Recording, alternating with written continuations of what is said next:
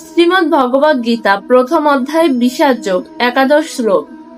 अनेषु च सर्वेषु यथा भागम अवस्थिता भीष्मम एवं विरक्ष्यस्तो भवन्तः सर्व एव हि। এখন আপনারা সকলেই নিজ নিজ কৌশলগত স্থানে অবস্থিত হয়ে পিতামহ ভীষ্মকে সর্বতোভাবে সহায়তা প্রদান করুন। এই শ্লোকে দুর্যোধন নিজের সেনাবাহিনীর সকল বীর যোদ্ধাকে একটি বিশেষ নির্দেশ দেন। তিনি বলেন, প্রত্যেকে যেন যুদ্ধক্ষেত্রে নিজের নির্ধারিত স্থানে থেকে চারিদিক থেকে ভীষ্ম পিতামহকে রক্ষা করেন।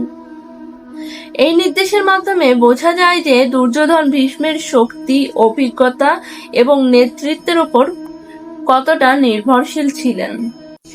তিনি জানতেন কৌরব সেনাবাহিনীর প্রধান ভরসা ও অনুপ্রেরণা হচ্ছে ভীষ্ম। যতক্ষণ ভীষ্ম যুদ্ধক্ষেত্রে অটল থাকবে ততক্ষণ কৌরব সেনাদের মনোবলও দৃঢ় থাকবে। দুর্যোধন আরো জানতেন যে ভীষ্ম পিতামহ বয়সে প্রবীণ হলেও তার যুদ্ধ দক্ষতা অতুলনীয়। তবে প্রবীণ হওয়ার কারণে শত্রুপক্ষ তাকে লক্ষ্যবস্তু করতে পারে। তাই তিনি সকল যোদ্ধাকে বিশেষভাবে ভীষ্মের নিরাপত্তার দায়িত্ব দেয়। এটি শুধু একজন সেনাপতিকে রক্ষা করার নির্দেশ নয়, বরং পুরো সেনাবাহিনীর নেতৃত্ব ও মনোবল অক্ষুণ্ণ রাখার একটি কৌশল। এই শ্লোকের আরেকটি তাৎপর্য হলো দুর্যোধন নিজের বাহিনীর বিশাল শক্তির কথা বললেও তার এই নির্দেশে অন্তর্নিহিত উদ্বেগ প্রকাশ পায়। তিনি উপলব্ধি করেছিলেন যে যুদ্ধের ফল অনেকাংশেই ভীষ্মের উপর নির্ভর করছে। তাই তিনি অন্য সবকিছুর আগে ভীষ্মকে রক্ষা করার কথা বলছেন। এর মাধ্যমে বোঝা যায় একজন নেতার শক্তি অনেক সময় সমগ্র দলের শক্তিকে ধারণ করে। আধ্যাত্মিক দৃষ্টিতেও এই শ্লোক একটি শিক্ষা দেয়।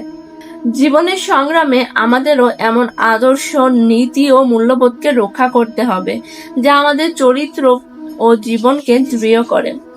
কারণ সেই ভিত্তি দুর্বল হয়ে গেলে বাহ্যিক শক্তি বা সম্পদ থাকলেও স্থায়ী সাফল্য অর্জন করা কঠিন হয়ে পড়ে।